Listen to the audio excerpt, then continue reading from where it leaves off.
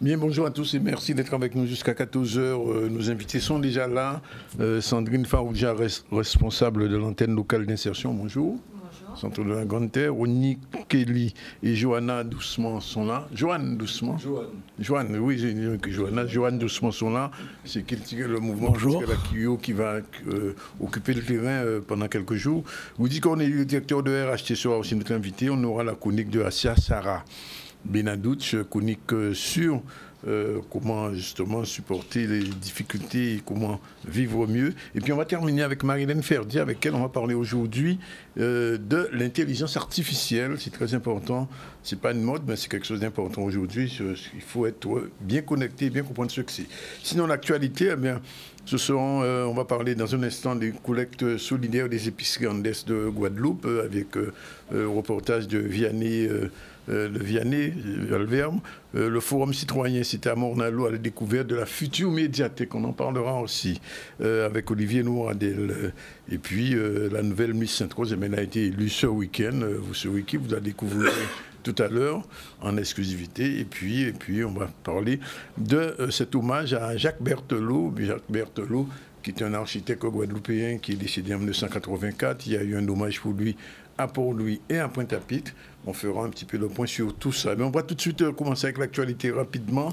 Collecte solidaire des épiceries en est de la Guadeloupe. Reportage tout de suite. Vianney Valverde, on regarde. Ce matin, nous sommes à Carrefour Mélénis pour une action de collecte alimentaire dans le cadre de nos épiceries solidaires afin d'augmenter nos moyens d'agir avec les personnes.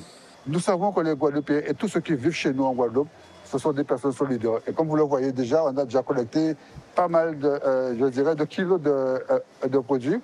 C'est continuant à être solidaire. Les personnes qui ont des difficultés, n'hésitez pas à aller vers les épiceries solidaires. Et surtout, ce qui est vraiment très important, nous avons toujours besoin de bénévoles. C'est fondamental pour pouvoir agir, parce que ce sont eux les bénévoles qui font l'action avec nous. Nous devons très souvent répondre à des colis d'urgence.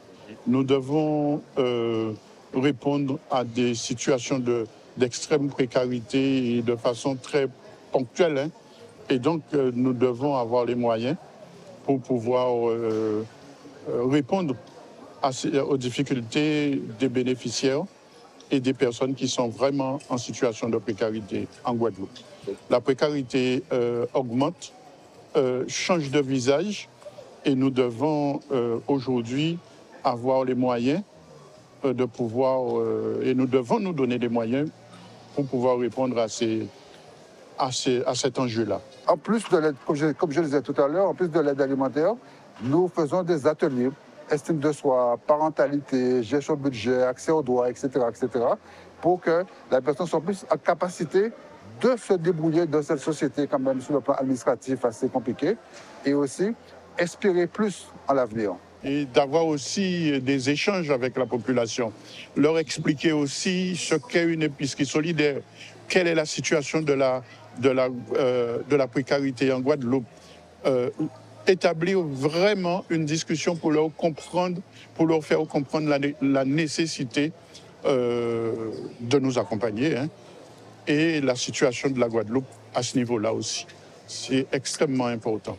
Donc, nous agissons vraiment à travers cette action pour récupérer certes des produits, mais également pour échanger avec la population. Bien, on ne va pas quitter le domaine de la précarité, mais on va parler cette fois-ci de l'insertion avec Mme Farouja. Bonjour. Bonjour, M. Antonis. Merci d'être là, puisque le 13 juin, il y a quelque chose qui va se passer. Oui, tout à fait. Donc, nous avons le 13 juin, nous organisons les rendez-vous de l'insertion pour le territoire de Cap-Excellence. Oui. Alors, la Direction générale adjointe de l'insertion décline depuis plusieurs années déjà les actions d'insertion auprès des bénéficiaires du RSA du territoire. Donc, l'antenne locale d'insertion centre accompagne les bénéficiaires du RSA de Pointe-à-Pitre, Abîme et Bémao, puisque pour rappel, il y a un découpage de 5 antennes locales d'insertion qui correspondent aux 5 communautés d'agglomération de la Guadeloupe. Voilà.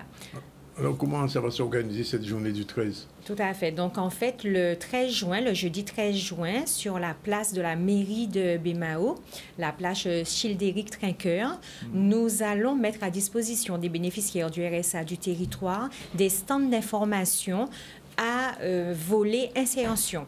C'est-à-dire que nous avons opté pour amener au plus près des bénéficiaires du RSA sur le territoire les agences d'intérim d'insertion, les ETTI, entreprises de travail temporaire d'insertion, qui vont proposer des offres d'emploi. Nous avons convié les 5 agences d'intérim d'insertion du territoire de Cap Excellence. Nous avons également convié les chantiers d'insertion qui œuvrent sur le territoire de Cap Excellence. Ils sont également au nombre de 5 et avec une équité sur les territoires entre Pointe-à-Pitre et Abîme et Bémao. Et nous allons également présenter tous les dispositifs d'insertion du conseil départemental. Oui, mais vous avez prévu d'aller à la Désirade aussi?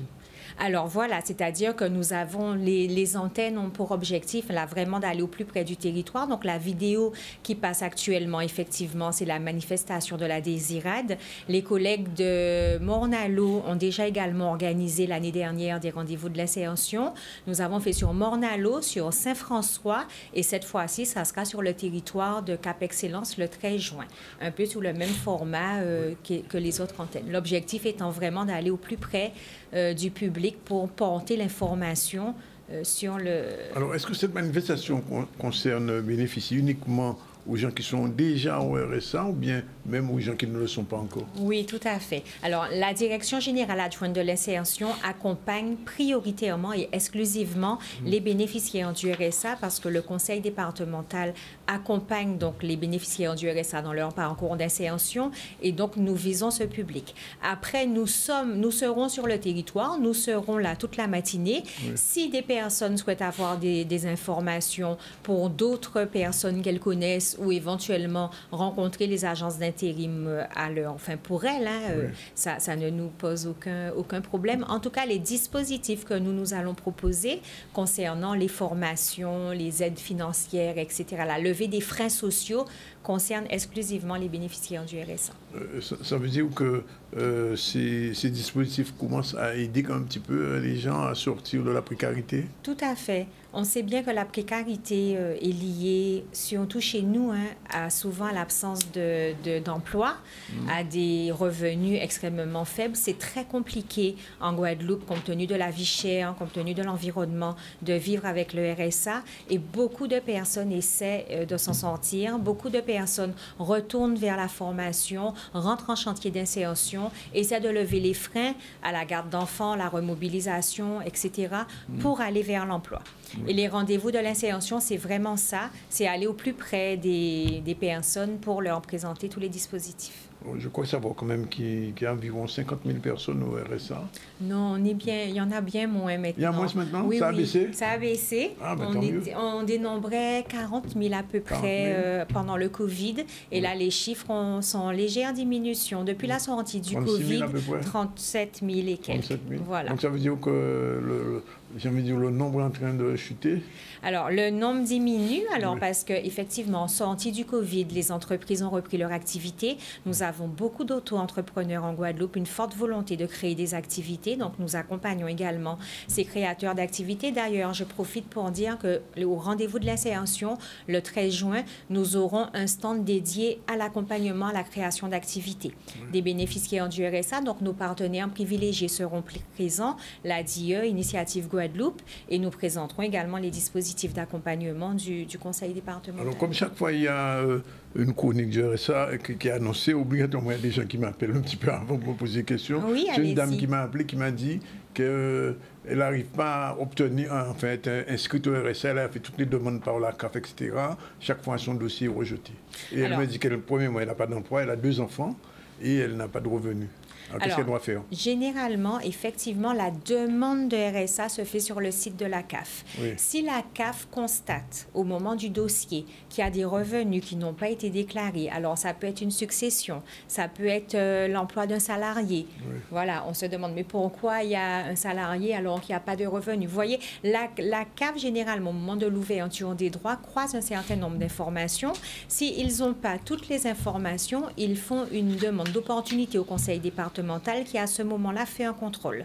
Donc, cette personne peut se rapprocher de l'antenne locale d'insertion de son territoire. Elle habite, si vous avez la commune, on peut peut-être voir. Bémao, donc c'est nous, l'antenne locale d'insertion centre. À ce moment-là, on va bien regarder quelles sont les difficultés et pourquoi elle n'arrive pas à faire sa demande.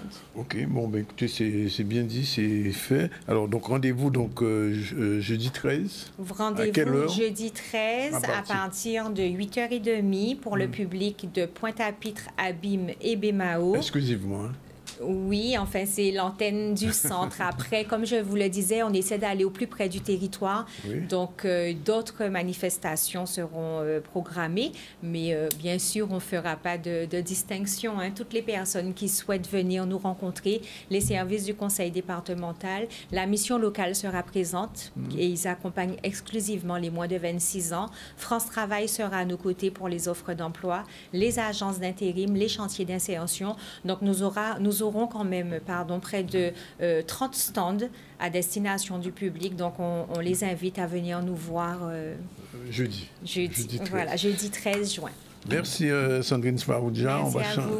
On va changer de sujet, on va parler un petit peu de culture, puisque c'est j'ai envie de dire, c'est un mémorial vélo ou bien c'est un mémorial Akio? Mémorial vélo. Bon, alors comment ça va s'organiser? Bonjour messieurs, Rony et Johan. Alors, qu'est-ce qui va se passer du 5 au 9, c'est bien ça, hein? Oui, c'est ça, du 5 au 9. Alors là, c'est quand même une année spéciale, hein, c'est les 40 ans de la disparition du vélo. D'habitude, ça se passait plutôt le week-end, le samedi, avec le cérémonial de M. Luc Berségior. À la piétonne, on connaît, procession au cimetière. Cette année, c'est plus grandiose. Il est plus longue. Il est plus longue aussi. Ouais, c'est ça, on est 5 jours. Et c'est 5 jours avec plusieurs manifestations, plusieurs choses qu'on va proposer au grand public. Donc, si c'est 5 jours là, ça, vous avez une exposition qui a commencé, donc manifestation là, qui a commencé le 5. Alors ça a fait si la place la victoire. Tout bitin là a fait si la place la victoire, donc bien évidemment tout bitin gratuit, c'est un bitin qui est libre pour nous Guadeloupe. Donc dès le 5 nous avons un happening, c'est-à-dire que nous avons des artistes peintres qui ont fait si la place même des tableaux qui ont représenté vision à vélo à yo. Après ça, nous avons un vernissage donc le mercredi en début de soirée, côté 18h, 19h. Nous avons un vernissage à une exposition qui est faite par Yves Toll, David Angerville et Mamboudé, qui fait des belles travaux pour que la jeunesse et pour que tout le monde voit qui fait. Et Kenny par la suite. Au Kenny, donc ça c'est le mercredi. Le jeudi, nous avons un petit causé alentour à Kaki Vélo, Kaki TV à vélo, Kaki Vélo laissé bon nous, que ce soit en musique, de façon globale, mais aussi par rapport à danser là, Kaki Vélo mené bon nous. Et après ça, donc les vendredis, donc nous avons un grand les roses, c'est la place La Victoire, côté 8 et de souhait. Roi Kios là, tout à fait. Et le samedi, nous avons un concert qui est fait l'autre côté à la place là. Un concert à K ou bien un concert à musique? Un concert à K. C'est musique gros K que nous allons mettre à l'honneur pendant tout le week-end là. C'est tout ça vélo laissé. Donc c'est comme un concert à K. Et qui est aussi un grand tableau qui est fait par Patoré, qui est un grand tableau qui est fait, ils vont un paquet de danseurs, ils vont un paquet de monde, et nous allons laisser les surprises, parce que forcément, il faut pas nous raconter tout. Il y a bon nous le petit frisé comme ça. Donc voilà, et nous qui finissons le dimanche par, enfin débouler là, mais c'est plus en procession, c'est plus procession classique en nous que nous avons fait pour vélo, parce que vélo c'était cap, mais c'était aussi tambour à masse, et nous qui sommes partis de local là pour faire petit parcours en nous que nous avons l'habitude de faire pour que nous englober tout ça. Donc, il y a un cimetière là, alors, voilà ça. Nous qui organisons nous. Nous n'est qu'une idée de surprise. Ah non, mais commandez, moi ça. Donc voilà, qu'une idée de surprise. Des surprises. Bon. Et il y a autant de petits bons musique à vélo quand même, avec you. Bien sûr. Oui. Mais c'est le but. Oui.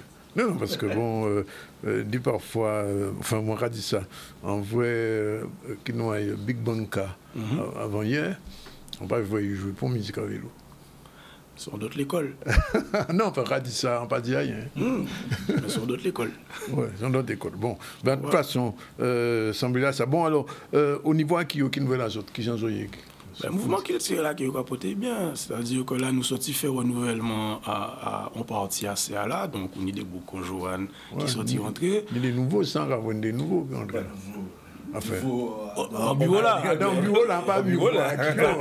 Pas nouveau d'Akio, mais nous sortis faire renouvellement à CA donc là, c'est M. Yann Fexod qui est président du mouvement culturel, en lieu et place de Patrick Coquerel, qui est toujours au bureau, mais qui, quand il a dit, il a laissé la place pour la jeunesse. Transmission qu'a faite. La transmission qu'il a faite.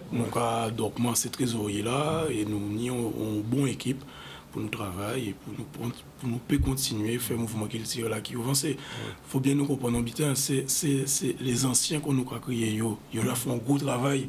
Et je dis là, c'est à nous à mettre ce travail là et à faire transmission là pour que, comme nous a dit tout le temps, Timoun à nous, trouver le mouvement culturel là qui est là pour défendre qu'il tient à nous, pour défendre Goka, pour défendre Tambour. On peut si vous pouvez répondre, combien de générations à qui j'ai déjà en 40 ans? Ben, alors, ni quelques yones, mais qu'on va dire, bon, moi, je prends un exemple, moi, j'ai 46 ans, non, 45 pour là, on va trop vite. J'ai 45 l'année, et moi, on pas fait pont d'autres masques à qui, par contre, rien d'autre. Quand tu rentres à quel âge? J'ai 4-5 ans. 4-5 ans? Bon. Et on fait rien qui ça? Moi, dans la génération, l'année 90 à peu près. Non, en fait, en 79. 79, ah, ouais, 19 donc, mais ça veut dire, c'est que ni plusieurs générations dans Kyo et aller là au regarder ben déjà ni Timoun dans nous oui c'est pas moi donc on peut dire peut-être 5-6 générations 6 générations à peu près c'est ça qui nous on est des amis par exemple on est des amis ni papa ni li ni Timoun aïe on est des amis ni Timoun aïe li quoi donc t'as parti pour nous les grands-pères, les pères, et les enfin, quand même, aussi les madames aussi quand même. Même bien là. Ah bon, non, mais je peux dire que pendant qu'il était non, alors non. Mais vice-présidente là, son madame. Non, nous bien équilibrés à niveau là ça. Nous pas ni problème de. Je sais Sony qui vient là. Voilà. Donc bon. Ok, ben nous rendons pour la prise donc à partir du 5. Du 5. Mercredi 5, 6, 7, 8, 9. Voilà. Ouais, on s'y mène vélo pour Akio. C'est ça. Pour la Guadeloupe. Mais c'est ça qui est important. Parce qu'il ne faut pas nous oublier qu'en 1984, pour enterrement à vélo, c'est un véritable événement populaire qui était fait sur la place de la Victoire. Et nous, c'est ça. Ça projet on fait depuis. Ça projet fait. Et nous, c'est ça aussi nous qu'à défendre. C'est que laisser l'esprit à vélo et laisser ça, nom là, laisser ben nous. Il ne faut pas jamais nous oublier ça pour que, qu'on radio, petit à petit, tout le monde a songé et pas jamais qu'on oublie qu'il fait. Et continuer glorieux. Ben, merci messieurs, rendez-vous là, j'ai appris, et mon qui est là, de toute façon, tu sais que la place de la Victoire est trop petite. Nous que ouais. Nous que ouais. Mais ni place, la place de la Victoire. Ni place quand même. Nous pouvons pour le monde. Bon, ok. Ben, nous parler, pas de problème. 12h49, on revient à l'actualité avec Iman News. Bonjour. Oui, bonjour Danick. On va revenir à l'actualité et au forum citoyen qui s'est fait sur Morne-à-l'eau, permettant la découverte du projet de future médiathèque. On va voir un reportage d'Olivier Moradel. C'est un bâtiment qui est quand même particulier, en fait c'est une singularité parce que c'est un bâtiment qui est HQE et BBC, on est dans le cadre d'un écoquartier. En fait le bâtiment sera entièrement en bois sur 5 niveaux, ce qui est une première en Guadeloupe, pays sismique et cyclonique. Donc ça a demandé une approche très particulière et on est dans une organisation d'espace très souple malgré tout à l'intérieur et notamment donc qui aboutit, alors qui sera complètement en lien au rez-de-chaussée avec la plage Gertier-Archimède et au dernier niveau on a donc une terrasse qui elle est accessible à tous les publics de la médiathèque et qui vont permettre justement de favoriser les échanges de la population. Pourquoi cet emplacement? Parce que c'est historique. Je pense que les Mornaliens, nombreux ont connu le cinéma qui était ici. C'était un objet d'art, c'est un espace culturel. Et maintenant, je pense qu'il y a plus de 40 ans que la ville s'est acquérie ce bâtiment, ce terrain. Donc après la destruction, notre équipe arrive et je crois qu'après plusieurs tentatives de construction de médiathèque, nous sommes en phase de pouvoir réaliser ce projet. Nous sommes en phase de donner du sens à tout cela. Et j'espère que d'ici 2 ans, les Mornaliens pourront bénéficier de cette médiathèque tiers-lieu. Sachant que nous avons un taux d'illettrisme extrêmement important sur notre territoire de Guadeloupe, la médiathèque, c'est un outil, c'est un moyen qui permet de contrer un peu ce phénomène, qui permet aussi d'avoir d'autres horizons au niveau des connaissances, au niveau de... Il y a l'ancrage territorial qui doit être fort, mais ça permet aussi de s'ouvrir au monde. C'est aussi ça l'ambition d'une médiathèque. Il faut savoir faire vivre cet espace et en pouvoir dynamiser le commerce et autres. Mais je pense que Morne-à-l'eau a besoin de cela pour retrouver de la vie. Ok, bon, rendez-vous dans 2 ans pour la nouvelle médiathèque de Morne-à-l'eau. 2h51, on prend la première pause. On se retrouve tout à l'heure avec nos autres invités. Woody Corneli qui est déjà là, Assia Sarah et Marie-Hélène Ferdi. À tout de suite.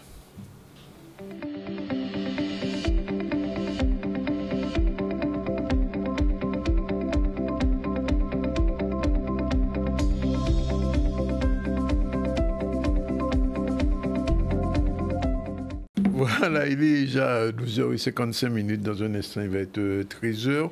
Nos 2 prochains invités sont là. Assia Sarah, bonjour. Bonjour, Danick. Ça va? Oui, ça va. Je suis ravie d'être là avec vous aujourd'hui. Nous aussi. Woody Corneli, directeur de RHT, aussi là. Et Iman est là, il va nous rappeler les 2 prochains titres de l'information avant de passer à autre chose. On va parler des Miss et Mister. Donc les 2 prochains sujets, ce sera l'élection de Miss Sainte-Rose où l'équipe de Canal 10 s'est rendue pour voir l'élection où Lindsay Choctan a été élue. Et on parlera du casting de Mister Guadeloupe. Donc, oui, voilà. Dans un instant. Bien, alors on va commencer avec Assia. Puisqu'elle est là, elle va nous donner d'abord son générique. C'est prêt? C'est parti, le générique? Oui, voilà. Bienvenue sur la chronique Mission Régénérescence. Mission Régénérescence intervient auprès des familles, auprès des seniors, auprès de la jeunesse et en intergénérationnel. Elle promouvoit la santé, la vitalité, au niveau physique, au niveau mental et au niveau émotionnel. Assia Sarah, le 1er et 3e lundi du mois, à 13h, dans Mission Régénérescence sur ZCL. Voilà, c'est des astuces simples pour cultiver le bien-être dans notre quotidien et chasser le stress. Il y a une méthode, Assia? Oui. Alors, oui. D'abord, qu'est-ce que le stress? Alors, le stress, c'est la réaction du corps face à une contrainte. Oui. Une réaction naturelle au départ. Ah, naturelle. D'accord. Et combien de stress y a-t-il? Alors, on peut dire qu'il existe bien 2 types de stress. Le stress ponctuel et physique, c'est celui, on peut dire qu'il est naturel, et le stress émotionnel et chronique. Et là, on est sur quelque chose qui est délétère pour le corps. Et il y a des conséquences du stress chronique sur notre santé personnelle? Eh bien oui, Danick, parce que le souci, c'est que le corps répond face au stress de la même façon. Donc, que le stress soit physique ou émotionnel, il y répond de la même façon. Comment il y répond? C'est-à-dire que quand, par exemple, tu vas faire du sport, tu te mets à faire du jogging, imaginons, le corps va déclencher une hormone qu'on appelle le cortisol. Et ce cortisol va demander à certaines fonctions du corps de se stopper. Réparation, stopper la réparation du corps, stopper l'assimilation des vitamines, stopper tout ce qui est immunité du corps, parce qu'il demande à ce que le corps passe à l'action. Sauf que quand on est dans un côté émotionnel et quand on est dans un stress chronique, eh ben, c'est la même chose. Donc c'est là où le bas blesse. Et est-ce qu'on peut améliorer la vitalité? Parce que, bon, on parle du stress, mais il y a des remèdes. Alors, est-ce qu'on peut améliorer la vitalité avec, par exemple, l'alimentation? Oui. Alors, souvent, nous parlons de l'alimentation, une alimentation équilibrée, riche en légumes et en fruits. Mais moi, j'aimerais mettre l'accent aujourd'hui sur les extracteurs de jus. Est-ce que tu as un extracteur de jus chez toi, Danick? Non, pas du tout. Alors, qu'est-ce qu'on appelle extracteur de jus? Alors, c'est bientôt la fête des pères. L'extracteur de jus, ça va être une opportunité de récupérer tous les légumes et fruits. Alors, important, les légumes d'abord. L'idée, c'est 2 légumes pour un fruit. Parce que si nous mettons trop de fruits, il va y avoir un pic de glycémie. Ah bon? Oui. Alors, au maximum, c'est 2 légumes? Alors, l'idéal, c'est mettre que des légumes. Oui. Mais bien souvent, c'est un peu amer, il faut pouvoir le boire. Hein. Donc, on va pouvoir mettre effectivement 2 légumes pour un fruit, 3 légumes pour un fruit, mais ne pas accentuer trop sur les fruits. Oui. Et alors là, ça va être un concentré de vitamines. Et ce qui est intéressant avec l'extracteur de jus, c'est que même si nous n'avons pas le temps de manger quelque chose de très équilibré, pour le coup, nous avons ce concentré-là à notre portée. Oui. Le jus de légumes, par exemple, on fait du jus de légumes avec l'extracteur. Avec l'extracteur, oui. Tout à fait. Et qu'est-ce qu'on peut mettre dans quel type de fruits ou de légumes on peut prendre? Alors, on pourrait prendre... Alors, ce qui est intéressant, ce serait par exemple le céleri en branche, parce que je ne sais pas toi, mais moi, je ne le mange pas comme ça. Oui. Mais le mettre dans l'extracteur de jus, ça permet de reminéraliser le corps. Céleri en branche, concombre, ananas, magnifique. Tu reminéralises ton corps. Ananas, oui, voilà, par exemple. Céleri, concombre, ananas. D'accord, bon, c'est noté. Okay. Vous avez noté, hein, tout le monde, concombre, céleri, ananas. C'est un des exemples. Hein. Oui, un exemple. Mais il y a d'autres exemples. Un jus anti-inflammatoire, par exemple. Alors là, ça va être l'opportunité d'utiliser le curcuma ou le gingembre. Mettre même un petit peu de gingembre, un petit peu de curcuma. Ça s'y prête très, très bien. Épinard, ça s'y prête très, très bien. Concombre, pourquoi pas, pour apporter de l'eau. Donc ça aussi, c'est possible. Et puis là, effectivement, on est sur un jus de légumes beaucoup plus anti-inflammatoire. Bon, j'ai noté le médicament. Alors, je prends un souffle pour poser la question. Quel est le pouvoir de la respiration sur le bien-être? Ah, la respiration. On ne peut pas passer à côté en parlant du bien-être. On ne peut pas passer à côté de la respiration. La respiration, quand on est stressé, c'est vraiment une aubaine. Parce que c'est une opportunité. Lorsque on se met à respirer, notamment la respiration ventrale, on dit à notre corps, surtout à notre cerveau, on lui donne l'information que tout va bien. D'accord. Et quand respirer, ça transmet l'information au cerveau. Exactement, Danick. Et du coup, c'est ce qui crée l'info, en fait, dit donc au cerveau que tout va bien. Et du coup, le cerveau, qu'est-ce qu'il fait? Il baisse la tension artérielle, il baisse la fréquence cardiaque et il nous met dans un état de tranquillité. D'accord. Donc la respiration, pas grand-chose à faire. Les mains sur le ventre, inspirer en sortant le ventre, ça donne ça. Je sors le ventre et j'expire en le rentrant. Tout simplement, 1 minute par jour et si on est stressé, à notre convenance. Bon, ben, j'ai noté. Et il y a aussi ce qu'on appelle l'automassage. Oui, on parle souvent des massages. Ici, l'automassage, j'aimerais vraiment pouvoir le mettre en avant parce que il est à notre portée, il est gratuit, nos mains sont là à notre portée et vraiment c'est une opportunité de déclencher une hormone qui s'appelle l'endorphine ou l'ocytocine, c'est des hormones de bien-être, du bonheur. En se massant uniquement le cou, ça peut être au bureau ou ça peut être à la maison le soir, le cou, la nuque. Bien souvent, c'est là où se loge le stress. Voilà, se masser là. Ça réduit le stress, cet automassage? Oui. Bah oui, parce qu'en déclenchant ces hormones, ça réduit considérablement le stress. Bon, ça fait le 3e médicament. 4e, oui. Est-ce que le sport est bon pour le stress? Alors, le sport, oui, mais je dis le sport en conscience. C'est-à-dire que le sport intense, il faut garder en tête que c'est un sport, que c'est un état de stress pour le corps. Oui. Donc il est important qu'il y ait des phases de repos, des phases où on écoute notre corps et y avoir une énergie positive quand on fait du sport. Parce que bien souvent, on se met des pressions pour faire du sport et du coup, c'est un cercle vicieux.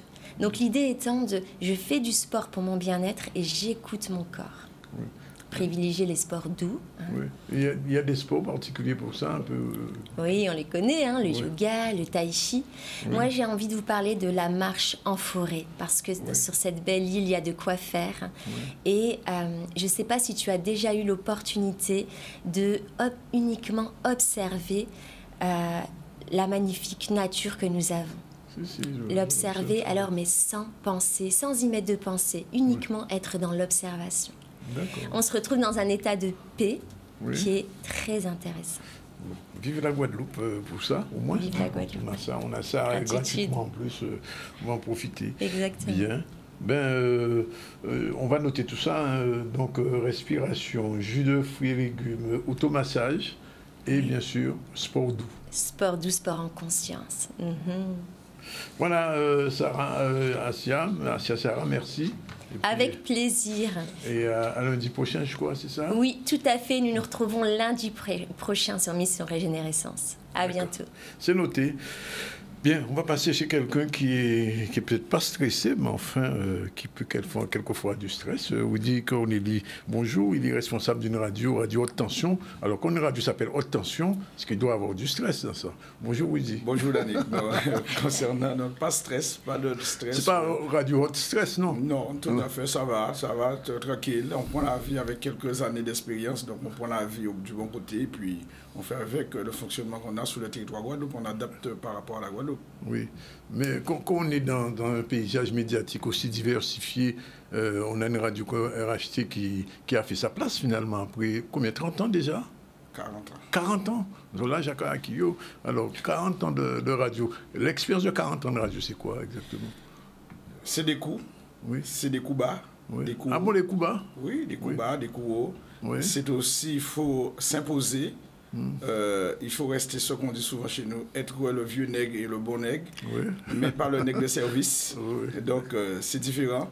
Et savoir dire non, savoir dire oui, et choisir aussi ses partenaires que les bénévoles, parce que je le dis, c'est une radio associative, c'est vrai, mais dès le départ, on a pris cette situation de tourner avec des gens qu'il fallait payer, parce que je viens d'entendre au niveau du RSA qui a baissé, donc nous aussi, on a tablé pour participer à l'insertion de certains jeunes dans un quartier assez difficile. Qu'est-ce qu'il y avait? C'était Chaye Banane, Chaye Boyo, ou bien la Véwatiamoun. Donc on a amené quelque chose de nouveau. Aujourd'hui, c'est vrai qu'on est à Bastère, on est à Cap-Esther, on est dans le sud Bastère, mais on est en Guadeloupe en général. Donc on essaie d'amener quelque chose depuis une dizaine d'années, ce qu'on appelle l'éducation aux médias, c'est-à-dire former des jeunes. Ce n'est pas que de la radio, c'est-à-dire que quand je parle des jeunes, donc on prend des stagiaires pour les permettre aujourd'hui, pour les hauts, donc tout ce qui est devant un jury, donc on fait un travail autre que la radio, mais la radio c'est l'outil qu'il faut pour nos jeunes s'exprimer par WhatsApp, par Facebook. Ça c'est assez limité. Mais alors, oui, quand même, il y a des changements qui vont intervenir prochainement dans les radios, enfin qui commencent, ce qu'on appelle le DAB. Beaucoup de gens ne savent pas ce que c'est, mais je pense que c'est nécessaire de donner une petite lueur d'explication quand même. Alors, le DAB, c'est ce qu'on a en télé pour la TNT, c'est du numérique. Donc, ça a pris effectivement, là encore, c'est un combat sur le territoire français. On s'est retrouvés, nous, en Guadeloupe, hors, parce que jusqu'à maintenant, il n'y a pas eu d'appel à candidature concernant l'outre-mer en général, parce que c'est pas facile à mettre en place. Il faut déjà habituer. Les voitures n'étaient pas adaptées. Maintenant, c'est oui. Et il a fallu plus de 20 ans pour faire accepter sur l'hexagone française le DAB, et qui n'est pas non plus évident pour les radios dites associatives parce que ça a un coût. Et là, on ne maîtrise plus sa diffusion, c'est-à-dire qu'avant, en FM, où maintenant, on peut se regrouper et maîtriser sa diffusion sur le plan de coût, mais avec le DAB, on aura un diffuseur, on aura un éditeur, et on aura les radios qui seront là pour amener le programme. C'est-à-dire sur une fréquence, on aura 13 radios, c'est vrai, sur une fréquence. Alors prenons le cas de RHT. Alors aujourd'hui, vous avez 3 fréquences. 3 fréquences. Alors quand il y aura la DAB, le DAB... On sera peut-être sur 3 fréquences aussi, parce que, exemple pour la Guadeloupe, pour un DAB couvert avec les calculs que nous avons fait avec des professionnels, il faut 5 cycles d'émission. Carrément, pour faire la totalité. Aujourd'hui, avec les 3 fréquences DRHT, on sait 100% la Guadeloupe. Mais l'auditeur ne va pas être perdu dans tout ça? Non, parce que techniquement, on ne va pas rentrer dans les détails techniques, mais techniquement, ce sont des choses qui sont très opérées. C'est le système aussi du RDS, on prendra la FM pour le RDS, on se déplace, exemple RHT par Abaster, on fait le tour de la Guadeloupe, sans voir qu'il y a un changement de fréquence, on écoute, parce que la technique évolue. D'une fréquence à l'autre, tout à fait, donc il y a une synchronisation parfaite, la qualité du son, et avec le DAP, on n'a pas ce qu'on appelle tout ce qu'il y a comme brouillage. C'est soit on a le son, soit on l'a pas. Oui. Et ça demande une technologie assez facile. Et sachez, Danick et les auditeurs qui nous écoutent, si c'était facile, beaucoup d'opérateurs se seraient lancés en Guadeloupe déjà, parce que beaucoup ont déjà essayé et pensaient qu'on arrivait. Non, mais il y a tout. Il y a la réglementation, c'est vrai, mais il y a aussi la technologie qu'il faut savoir maîtriser. Et c'est pas évident pour tout un chacun. Mais alors concrètement, DAB sera en fonctionnalité en Guadeloupe d'ici combien de temps? Alors, est-ce qu'on sait déjà? Ça fait 3 ans, moi je me bats pour faire rentrer le DAB à titre expérimental, parce que c'est fait en Martinique. Donc, ça existe déjà en Martinique? En Martinique, ils ont fait déjà donc, à titre expérimental. Donc j'avais rencontré quelqu'un sur la Martinique, j'avais proposé de le faire, donc il s'est lancé.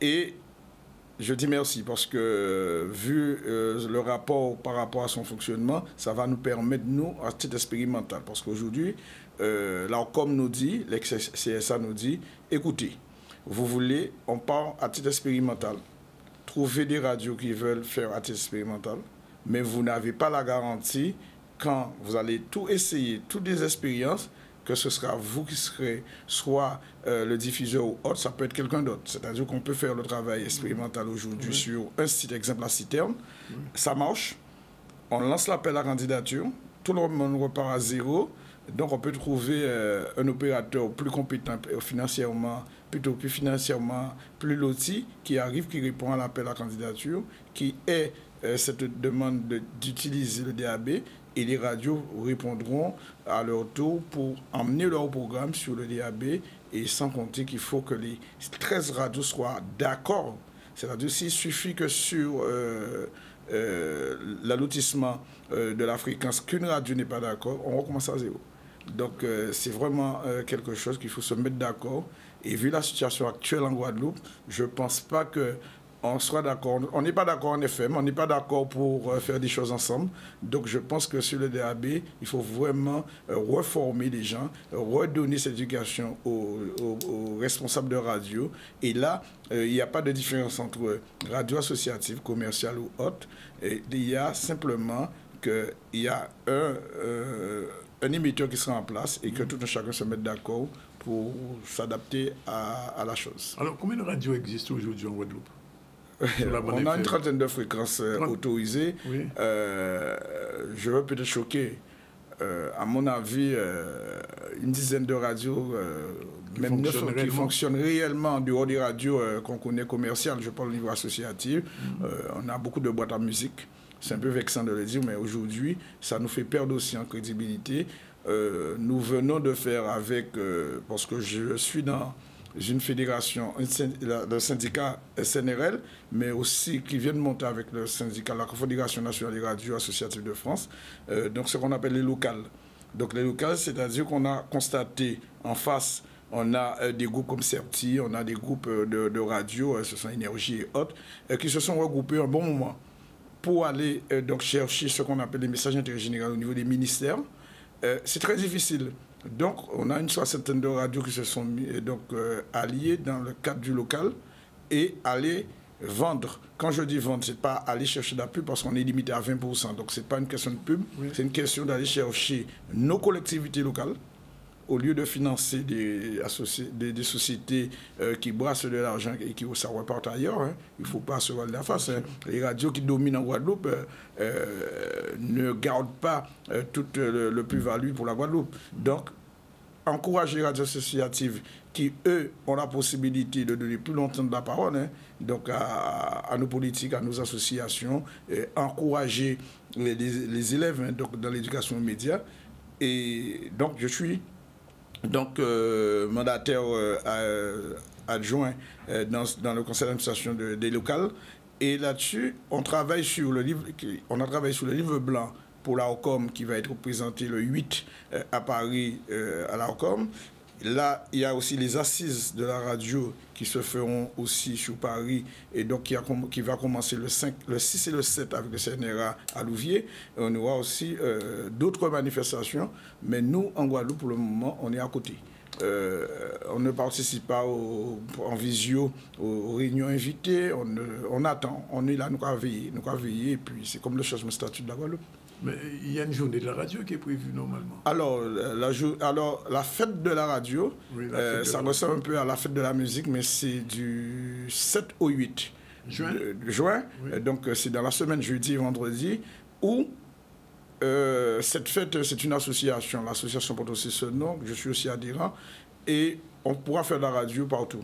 On veut faire de la radio sur le bord de la route, on fait de la radio, on veut faire des concerts, on veut faire des débats, on veut présenter sa radio, on veut des portes ouvertes. Je sais que sur les différentes manifestations, je n'ai pas vu passer en général pour la Guadeloupe. Donc peut-être qu'il y a d'autres qui feront leurs manifestations. Nous, on a décidé cette année de ne pas en faire. On a déjà fait 2 années de suite, de ne pas en faire parce qu'il faut un accompagnement. Organiser même un mini-concert, ça demande aussi de l'investissement humain, mais aussi des aides. Et notre priorité, c'est se baser sur notre activité première qui est le cyclisme. Donc on a Tour de Guyane, Tour de Martinique. Justement, on en parle. Alors, les tours, Tour de Marie-Galante, okay. Le Tour de la Guadeloupe est reporté au moins à cause des JO, je crois, au mois de septembre, c'est ça? À cause des journaux, ou bien pour faciliter certaines choses pour les joueurs. Bon, alors, justement, je pose la question, pourquoi le Tour de la Guadeloupe a été reporté? Alors, officiellement, j'ai entendu beaucoup de choses. Et on est sur quand même qu'il est assez crédible, on est dans le ZCL qui est assez crédible pour l'information, donc pas de fake news. Mon avis personnel, c'est que certaines personnes ont voulu ne pas bloquer cette période. Il y a 2 solutions, ça c'est mon avis personnel. En plein JO, un Tour de la Guadeloupe, il faut savoir... Ça ne gêne pas les JO quand même. Alors l'explication est claire. Hein. Vous savez que le JO, c'est à la mode. Oui. Je prends l'exemple tout à l'heure, il y a une conférence de presse cet après-midi pour le passage de la flamme. Si on a le temps, on pourra revenir. Le Tour de la Guadeloupe au mois d'août, en plein JO. Il faut mobiliser aujourd'hui techniquement au niveau audiovisuel pour permettre de voir ce qu'on voit à la télé sans négliger le travail de Canal 10 au niveau d'image. C'est la première. Donc, est-ce que les gens qui sont à la première voulaient se sacrifier de ne pas faire le JO, parce que beaucoup iront voir le JO, hein, il faut le savoir, hein. Oui, soit se faire le beau, soit faire, etc.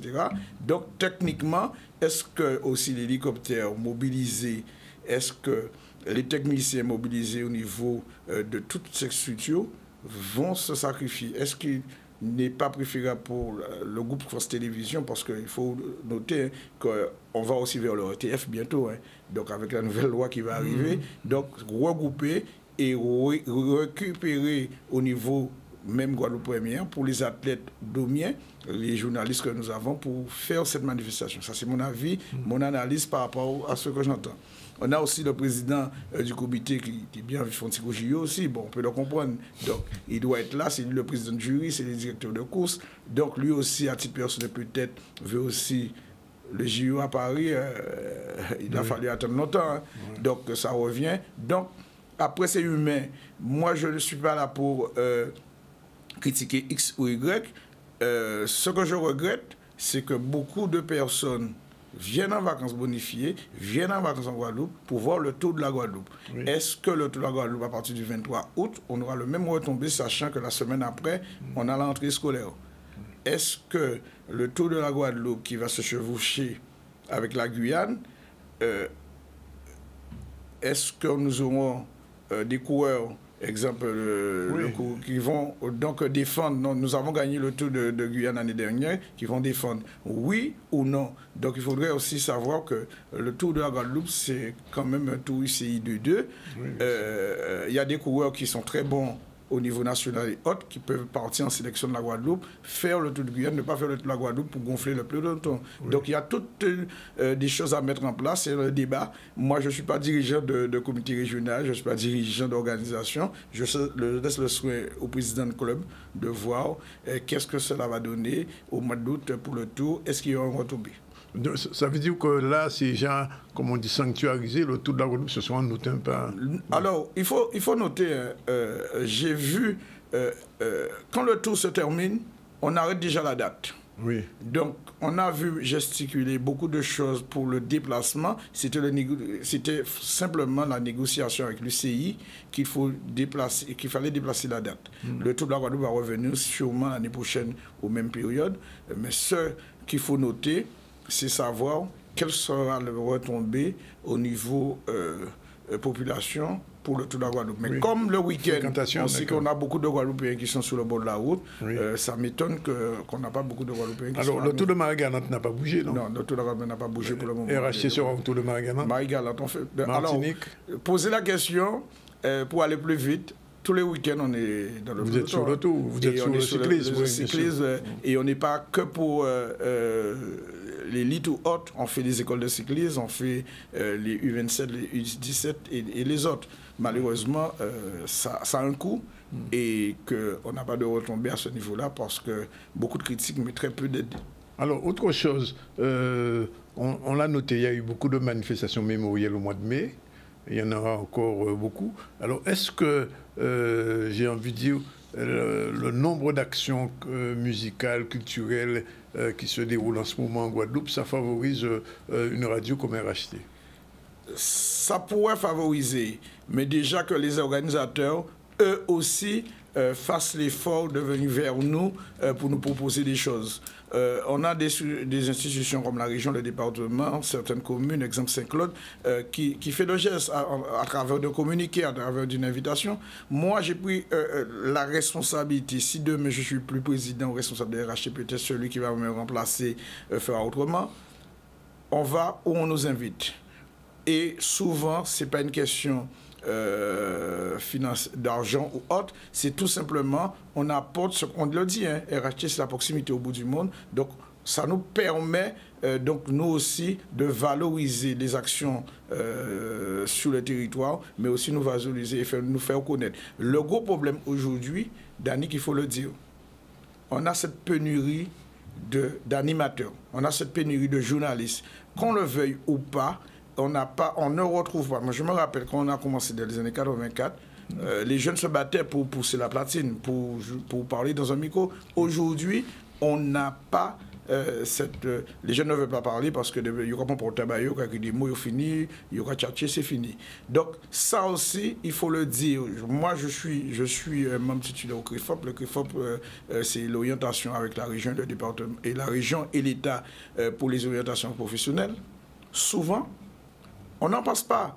On ne va pas faire une école, c'est vrai, de journalistes ou de radio, de télé en Guadeloupe pour former les jeunes.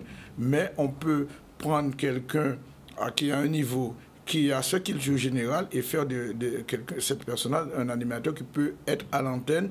Et même au niveau de nos retraités, au niveau des gens, c'est aussi un loisir. Et on ne retrouve pas souvent de gens qui veulent faire de la radio et pour permettre de faire connaître ce qui se passe sur le territoire. C'est très difficile. J'ai même pensé un moment, dit bon, ben, on va faire des trois mondes sortir à l'extérieur, on va venir. Hein. Parce que ce problème-là, on n'a pas de jeunes qui veulent se former. Et quand on peut sortir un jeune technique ou au niveau audiovisuel, en face, ils ont les moyens financiers, il n'y aura pas de surveille. Oui. Alors, au niveau de la musique, comment ça se passe en ce moment? Parce que, bon, je ne pose pas de questions au hasard. Le zouk se porte bien à la radio? Alors, c'est une question qui... Je ne suis pas embarrassé de répondre. Le zouk se porte très, très, très, très bien. C'est nous, au niveau Guadeloupe, je parle en général Guadeloupe, qui a du zouk malade, zouk etc. Effectivement, il y a eu cette évolution du zouk créole, parce que le zouk, c'est comme si on était joué Goka en français. Oui. Donc je suis anti-Goka en français, comme je suis anti-zouk en français, je le dis pleinement. Le zouk, c'est une musique qui se chante en créole. Saint-Éloi n'a jamais chanté en français, Kassav n'a jamais chanté en français, etc., pour citer que c'est là, Éric Bouta et compagnie. Le problème aujourd'hui, il y a eu cette décantation de notre zouk avec des chanteurs français. qui font beaucoup de zouk aujourd'hui. Ils ont le fond de zouk, ils enlèvent simplement, je ne suis pas musicien, mais avec des musiciens que je chante, ils enlèvent soit la basse, soit la grosse caisse, et ils font du zouk ralenti, ou encore dans les pays... la chanteuse qui va ouvrir les JO. La chanteuse africaine. Voilà, tout à fait. C'est du zouk. C'est du zouk qu'elle fait. C'est du zouk qu'elle fait. Et ça ne gêne personne. Et chanteuse française number one. Et on dit le zouk va mal. Non, au niveau mondial. Mondial, oui, française. Mais donc le zouk ne va pas mal. Et le zouk va très, très, très, très bien. Et nous avons des gens qui font du zouk qu'on doit respecter parce qu'ils vont chercher les mélodies, ils vont chercher les paroles. Quand on entend des biomanes, on vient de voir, comment il s'appelle, oh là là, j'oublie le nom, si je retrouve, et qui viennent sortir quelque chose. Je dis en langage des jeunes, c'est une tuerie. Il y a, une opération Desvarieux. Jimmy Desvarieux, il vient de sortir quelque chose là. Donc on entend Jimmy Desvarieux, on n'a pas envie à la musique des autres. Donc c'est à nous, radio, de promotionner et d'arrêter aussi de dire ça va rentrer en format à nous, c'est le format, tel format. Je pose la question. On a aussi ce problème-là. Ah, Asia, vous connaissez le zouk? Oui, bien sûr que je connais le zouk. Alors, vous aimez bien? Je le danse. Ah, vous le dansez aussi? Oui, bien sûr, j'adore. D'accord. Bon. Alors, de toute manière, vous dites, juste un petit mot quand même. Alors, Radio RHT était à Capesterre et vous êtes évolué vers Bastère. Alors, Radio est à Capesterre. Ah, elle est toujours à Capesterre. Oui, donc est à Capesterre. Là, on refait le studio. On est à Capesterre, on est à Bastère. Et pourquoi pas un jour à Jarry? Pourquoi pas un jour à Hans Bertrand? Aujourd'hui, la radio moderne, il faut pas se... Parce que nous sommes une radio locale Capesterre. Dès le départ, on a toujours milité. En mettant notre émetteur sur le site de la Citerne, c'était pas que pour les Capestériens, c'était pour la Guadeloupe en général. En allant sur le Mont lui, c'est pour la Côte-Sylvain. En allant sur Piton Saint-Croix, c'est le Nord-Bastère. Donc, et aujourd'hui, à l'Internet, c'est près d'1,2 million de vues sur Internet en audio. Donc, sous la course cycliste le week-end, c'est 20-30 000 connexions. Donc, à partir de ce moment-là, c'est un produit qu'on pouvait vendre. Mais je n'ai pas la grosse tête. Les gens qui m'entourent non plus, on pouvait dire, bon, OK, on remet la fréquence en association, on se met en commercial. Le marché publicitaire est trop petit. Et je suis embêté. En ce moment, est-ce qu'on entend le ZCL sur ta radio? Actuellement, oui, je salue les Yann, je vais dire coucou à Yann, parce que c'est lié à la technique là-bas. Et ça aussi, Danick, pour diffuser les ZCL, il faut le savoir, on n'est pas en automatique. C'est vrai, on a des choses en automatique. Je sais qu'il y a quelqu'un qui va parler de l'intelligence artificielle. C'est vrai. Nous, ça fait au moins 5 ou 6 ans que nos machines, c'est l'intelligence artificielle. Si on a un erreur sur la programmation, on le sait. On reçoit un message. Il le dit. Donc, sur la programmation. Et là, simplement, pour le moment, on ne peut pas remplacer le ZCL par l'intelligence artificielle. On est obligé de mettre Yann. Je ferai un ZCL en intelligence artificielle bientôt. Bon, allez, c'est bien. En tout cas, merci, Woody, d'être venu nous dire tout ça. Et puis, un petit peu avant le tour, on va te revoir, quand même. Oui, mais tu sais, souvent, on fait partie à ces mounais qui disent, mais tu m'as fait sortir. Non, j'aime la télé, me faire voir. Non, je fais ce que je dois faire. Et la seule chose que je dis, là, on ne m'a pas fait hypocrisie, pas dire t'es bon. Si ça me bon dit à présent, mais là, on ne m'a pas fait. Quoi dit ça? Mais en ma question, côté bon, on vous dit merci d'être venu. Et avant tout, on m'a regardé qu'il faut venir là pour nous parler de ces mots qui auraient fait ça. Voilà. 13h27, deuxième pause et dernière séquence tout à l'heure avec Marilène Ferdi en direct. Et aussi la suite des infos avec Iman News. À tout de suite. Merci, Asia. Et à lundi prochain. À lundi prochain.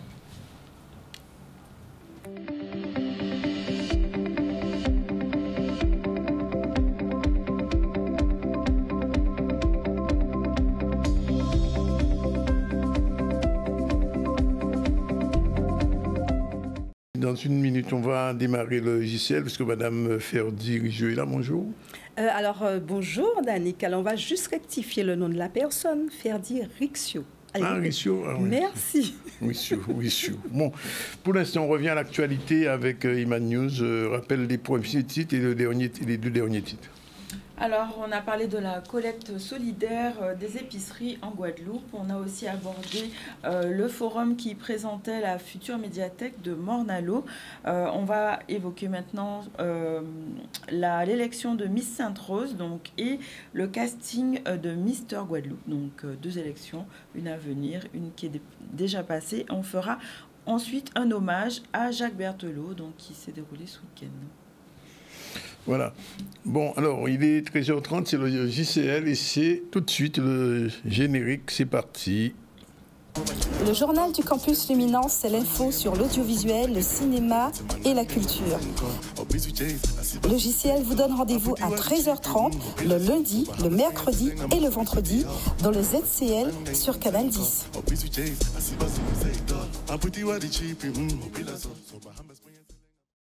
Bonjour Madame Ferdi Rissiou.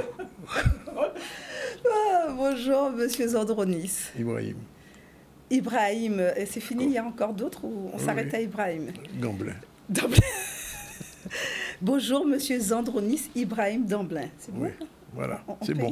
Alors, on va parler de l'intelligence artificielle aujourd'hui. C'est le thème de l'édito, je crois. Alors, c'est le thème de plusieurs éditos. Alors, moi, ce que je vous propose, c'est une saga d'éditos. Alors, vous comprendrez bien qu'on ne peut pas parler de l'intelligence artificielle, Danick, en 5 minutes. Donc, on va aborder sur plusieurs aspects. Et donc, le thème qu'on va aborder aujourd'hui et tous les autres jours, faut-il avoir peur de l'intelligence artificielle? Alors, on sait, Danick, que l'intelligence artificielle est partout, y compris aux ZCL. Vous avez déjà reçu plusieurs intervenants qui vous ont parlé de l'intelligence artificielle. Alors, quand on parle d'intelligence artificielle, on va rester concret. On parle de quoi? On parle bien sûr du plus connu, ce qui fait la une de l'actualité, ChatGPT, dont le tout dernier, là, qui est frais, qui date pas qui a fait pas un mois, c'est 4.0. Oui, je l'ai sur mon portable, 4.0. On parle aussi de son concurrent, Midjourney, qui, lui, c'est un laboratoire d'intelligence artificielle qui est beaucoup plus spécialisé, Danick, sur les contenus images, en termes d'images. On va parler aussi des deepfakes. Donc, quand on parle d'intelligence artificielle, ça crée aussi des angoisses, ça pose aussi des questions. Pourquoi? Alors, il y a un certain nombre de chercheurs, notamment du CNRS, qui, dès le départ, posent 2 problématiques liées à l'intelligence artificielle. Ils disent, le problème qu'on a avec l'intelligence artificielle, c'est que quand ça génère des contenus, notamment en termes d'images, les images sont souvent biaisées. Je vais vous donner un exemple concret. Vous demandez à votre fameux ChatGPT de vous donner une image de médecin. Voilà, pour un contenu dont vous avez besoin. De médecin, exemple. ChatGPT va vous sortir une image de médecin. Selon vous, il aura quelle apparence, ce médecin? Occidental. Il sera blanc et ça sera un homme. Oui, occidental. Voilà. Vous demandez à avoir une image de médecin femme. Vous lui précisez médecin femme. Il aura quelle apparence, selon vous? Oui, cheveux blonds et yeux bleus. Ah, voilà, il y a de fortes chances. Mais vous voulez, vous insistez, vous continuez vos recherches, vous voulez une image de femme noire. Elle aura quelle apparence selon vous, cette femme noire? Bonne question. Les cheveux lisses. Oui. Il y a de fortes chances qu'elle ait les cheveux lisses, des cheveux de caucasien. Si vous lui demandez les cheveux crépus, nappes, tout ce que vous voulez, texturés comme vous voulez, là par contre c'est fini, là vous l'avez perdu. Et c'est ça que, alors c'est l'un des problèmes qu'on a avec l'intelligence artificielle et pour lequel le CNRS commence déjà à alerter, c'est le fait que parfois les images sont biaisées. Deuxième souci, c'est qu'il y a certaines intelligences artificielles qui servent à quoi, Danick? À nous manipuler, qui sont un peu malveillantes. Et pour ça, j'aimerais bien qu'on affiche à l'écran notre fameuse Amandine. Voilà. Comment vous la trouvez, Danick? Bof. Iman, comment vous la trouvez? Non, mais elle est jolie. Oui, elle est très jolie. À qui elle vous fait penser, Amandine? Barbie. Non, regardez bien. À qui? C'est vrai que l'image... un peu floue. Un peu floue. Alors, elle nous fait penser, si vous l'allez, un peu floue, parce que c'est une capture d'écran que j'ai fait, elle nous fait penser à Marion Maréchal Le Pen, voilà, et à Marine Le Pen, voilà. Et elle fait les cheveux, la blondeur, quand vous regardez. Elle a un physique magnifique. Est-ce qu'elle a un physique magnifique? Ça dépend des critères, toujours. Sauf qu'Amandine, elle n'existe pas. Cette fameuse Amandine, Danick, n'existe pas. Oui, bien sûr. La fameuse Amandine, alors, ceux qui sont à l'origine de ce deepfake, pour moi, c'est un deepfake, Ils disent que c'est un avatar. Sauf que, comme par hasard, Danick, cet avatar est apparu au moment où on lance la campagne européenne. Et comme par hasard, cet avatar a pour objectif de pouvoir parler aux électeurs des deux dames dont j'ai cité précédemment. J'aimerais bien qu'on vienne à la deuxième photo, toujours pour parler des deepfakes, concernant Trump. Regardez cette photo où on voit... Qu'est-ce qu'on voit, Danick? Oui, on voit Trump entouré d'Afro-Américains. Les gens sont contents, les femmes l'entourent. Elle est fausse, cette information. Et c'est la BBC qui l'a révélée. Vous voyez, elle date de 2014. Pourquoi elle ressort? Parce qu'il en a sorti d'autres Trump. On sait que la campagne américaine commence. On sait que les afro-descendants ne votent pas pour Trump. Et donc, de plus en plus, on voit fleurir des deepfakes où on voit Trump entouré de plus en plus d'Afro-Américains. Là, et c'est pour ça qu'on veut alerter sur la problématique des deepfakes. Le deepfake, c'est quoi? Danick, c'est une intelligence artificielle qui est accessible, qui est gratuite et accessible à tous. Ça veut dire que, par exemple, moi, j'ai téléchargé une application, j'ai fait un montage, et c'est affolant, sans avoir aucune compétence en audiovisuel. Et ça vous donne un résultat qui peut être bluffant et qui peut être malveillant.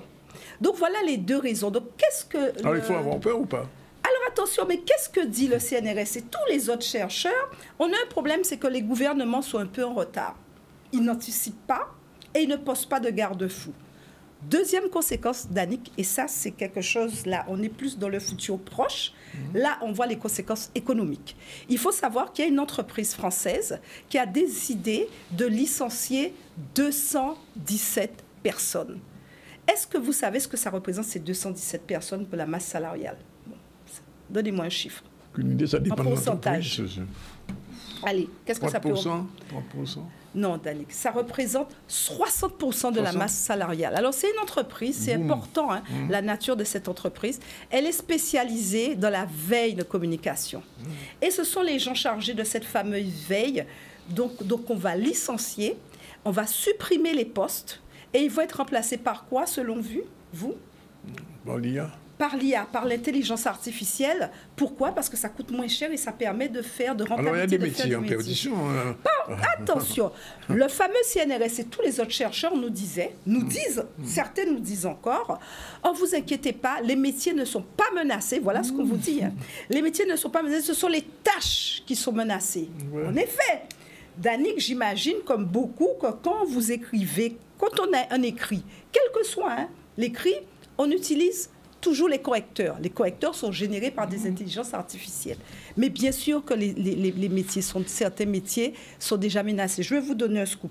Il y a un film indien qui a été réalisé 100% par une intelligence artificielle. Il s'appelle Mahara in the Nims. Donc, l'intelligence artificielle a généré les décors, les plans, les photos, les dialogues. On va même plus loin, Danick. On sait déjà que dans les milieux de l'édition, un livre sur 3, y compris en Guadeloupe, est généré par une intelligence artificielle. Et qu'est-ce que posent déjà bon nombre de chercheurs? Ils disent que se pose déjà la problématique de l'éthique. Est-ce qu'on doit avoir peur?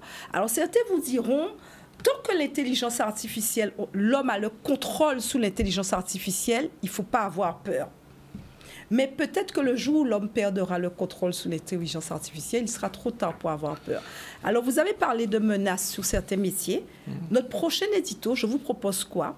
Je vous propose de vous donner des informations pour savoir sur quelles compétences, quels sont les critères, sur quoi on peut se baser pour déjà anticiper sur les métiers qui risquent d'être menacés.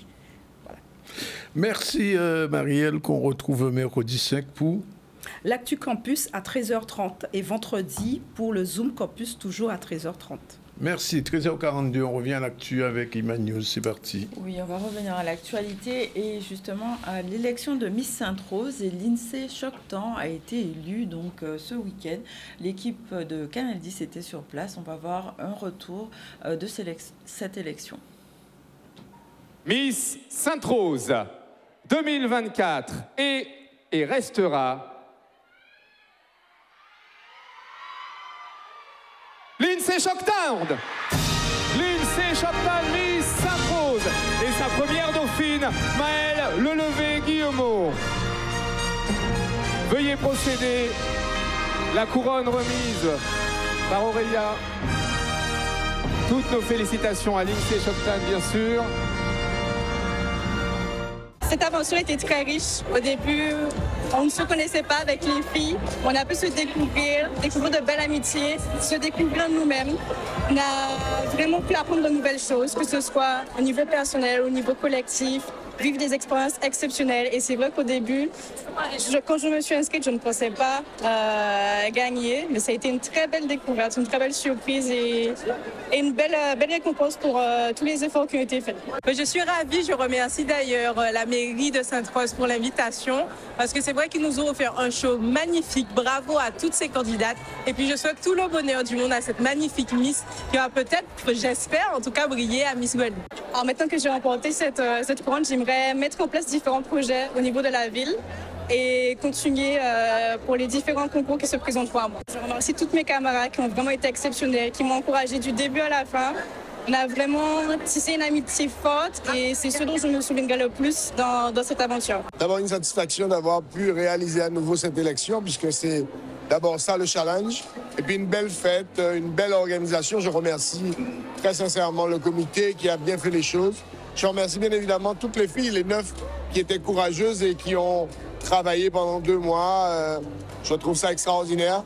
Et puis bien évidemment la Miss Lindsay qui a gagné et dans toute compétition il faut qu'il ait un vainqueur.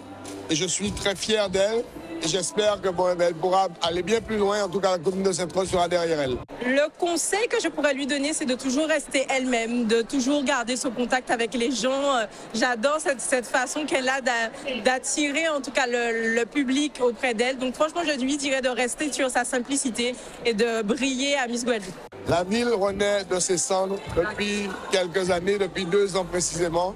Donc cet événement fait partie de la renaissance que nous construisons tous les jours. Voilà, on va rester du côté Miss, mais garçon, maintenant, c'est Mister Guadeloupe.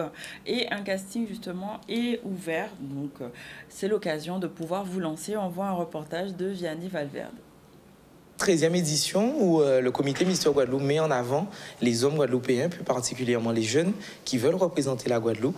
Cette édition, il faut s'attendre à du beau. Comme chaque année, un thème différent. Cette année, il est vraiment, mais vraiment ancré dans nos valeurs. Donc, on vous invite d'ores et déjà, le 14 août, date à noter, le mercredi 14 août, l'élection de Mister Guadeloupe. On va avoir à peu près une trentaine, une quarantaine de candidats et on va retenir, on fait le jury qui est composé de Mister Guadeloupe, de Melchan, artiste, et d'une ancienne Miss Le Moule, va retenir 12 candidats qui vont, pendant 2 mois, être préparés pour la grande finale du 14 août. Ces 12 candidats vont sortir tous les week-ends, découvrir la Guadeloupe, faire différentes activités, et nous, on va les observer, comment ils vivent, leur comportement. Franchement, je trouve que c'est une très bonne initiative car elle met en valeur premièrement nos jeunes, mais aussi ça montre qu'est-ce qu'on peut faire. Pour pouvoir participer aujourd'hui au casting, les candidats ont entendu la publicité, ils se sont présentés, il y avait une fiche de renseignement à remplir, mais il n'y a pas encore eu de sélection. La sélection, c'est vraiment aujourd'hui, et c'est à partir d'aujourd'hui qu'on va sélectionner les 12. En tant que membre du jury, on va vraiment examiner tous ces candidats et surtout voir qu'est-ce qu'ils ont à proposer, ce qu'ils veulent mettre en avant, parce qu'on les a demandé de préparer un projet. Donc vraiment, ils sont devant nous, ils vont essayer de le défendre. Et à nous de voir si déjà, au-delà du physique, parce que c'est vrai qu'un physique, ça compte, mais pas que, on cherche vraiment le candidat qui pourra vraiment, du moins on cherche vraiment les 12 candidats qui ont vraiment quelque chose à apporter à cette élection et surtout bien défendre leur archipel. Qui sera celui qui remplacera d'Éric Théophile Darmin, Mister Guadeloupe 2023, qui nous a très bien représenté à l'élection de Mister France. 12 candidats qui vont parcourir la Guadeloupe. Donc, réservés à ces jeunes hommes, ces 12 prétendants au titre qui voudront défendre la Guadeloupe, défendre les valeurs de la Guadeloupe. Donc, en tout cas, merci. Merci aux Guadeloupéens et au monde entier, puisque je sais que vous suivez Canadis ici et ailleurs. En tout cas, merci de l'accueil que vous allez réserver à ces candidats. Voilà, donc rendez-vous le 14 août pour l'élection. On va parler maintenant du vibrant hommage qui a été rendu ce samedi au pavillon de la ville de Pointe-à-Pitre en l'honneur de Jacques Berthelot, donc un architecte visionnaire qui a été retrouvé mort il y a 40 ans suite à des événements en Guadeloupe, les Nuits Bleues. On voit un reportage ensemble qui traite de cet hommage. Cet homme était un architecte qui est revenu au pays et qui s'est intéressé à la façon dont les gens faisaient leur case et faisaient l'environnement de la case. En fait, il s'est intéressé à la culture de son pays. Et c'est ce qui a fait que, études aidant, voyage aidant, il a réussi à écrire un livre sur l'architecture de son pays. Jacques Berthelot est à l'origine du drapeau guadeloupéen, avec son new père. Jacques Berthelot est à l'origine de Radio Tambou avec Éric Edenval. Ce qui fait que Jacques Berthelot est un tout pour le mouvement. Et je suis fier aujourd'hui, en tant que père, de recevoir la famille et fier aussi que la famille ait accepté de faire ce premier hommage pour lui, qui porte le nom de Jacques Berthelot, mais aussi de Fred Pinault, de Michel Luani et de François Casimir. Le travail qu'il a réalisé n'avait jamais été mis en lumière. Et là, avec ces soirées, la soirée de ce soir et la soirée de demain, nous avons l'occasion de pouvoir lui rendre hommage et de mettre en exergue l'ensemble de ce qu'il a fait. C'est pour ça qu'il y a des panneaux avec une exposition et tous les bâtiments qu'il a fait, et aussi les 2 livres qu'il a réalisés. Nous honorons chaque année, le 24 juillet, ces camarades qui sont partis, mais qui nous ont légué un fardeau que nous devons porter pour l'élévation du niveau de conscience du peuple guadeloupéen. Oui, hommage vraiment à Berthelot, il le mérite. C'était un grand architecte guadeloupéen mort en 84 suite d'un attentat raté. Mais sa mémoire demeure vivante et merci à tous les gens de Port-Louis, de Pointe-à-Pitre qui ont rendu hommage. Et je rappelle qu'il a écrit des ouvrages, notamment un ouvrage sur son architecte, sur la case créole. Cet ouvrage est encore disponible. Bien, alors c'est fini pour aujourd'hui. Je rappelle que depuis le début du ZCL, on a reçu Sandrine Faoudja, responsable de l'antenne locale de l'insertion, pour une manifestation qui se fait le 13 juin. Tous les gens qui sont RSA, Porté-Monnaie, être là. Ça se fait devant la mairie de Bimaou. Roni Kelly et Joanne Doucement des Monakio, parce qu'Akio met en route pour 40e anniversaire à mort à vélo, 40e anniversaire de la mort de Berthelot, mais aussi 40e anniversaire la mort de vélo, ça tous les décafés en haut, c'est pas un hasard. On a reçu aussi Woody Corneli, directeur de RHC qui diffuse depuis plusieurs années le ZCL, ce qui vous permet de l'écouter en radio quand vous êtes sur la route, si vous ne pas voyez en télé, bon, quand vous voyez en radio là, vous êtes avec nous. Asia Sarah nous a parlé du stress, comment lutter contre le stress, elle a donné des méthodes, jus de fruits, jus, sport doux, etc. Et aussi l'automassage, comme ça elle a dit, je crois, et puis on va faire comme ça. Ok, c'est ça.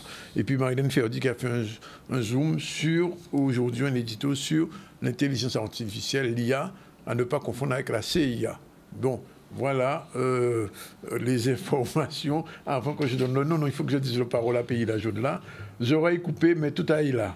Méfions-nous de ceux qui font semblant de ne pas entendre. Je veux bien entendre, oreilles coupées, mais tout aille là. Donc, faites attention à monde qui a fait semblant que vous pas attendre, vous pas comprendre, ou là, ça y comprendre. Et pour l'information, rappel rapidement avec Image News Story. Alors au niveau de l'actualité, on a parlé de la collecte solidaire qui s'est déroulée donc dans les épiceries de Guadeloupe. Il était question aussi du Forum citoyen sur Morne-à-l'eau pour découvrir la future médiathèque dans 2 ans. On a parlé de l'élection de Miss Sainte-Rose, donc l'INSEE Choctan, qui a été élue ce samedi. On a aussi évoqué le casting Mister Guadeloupe qui aura lieu le 14 août et l'hommage à Jacques Berthelot, on vient de le terminer. Donc voilà pour l'actualité. Voilà, c'est fini pour aujourd'hui. Rendez-vous demain à partir de 12h30 pour une autre émission. Et nous serons toujours avec vous. Iman sera là et moi aussi. Et la réalisation technique était assurée par notre ami Jordan avec Satya en back-office. C'est parti.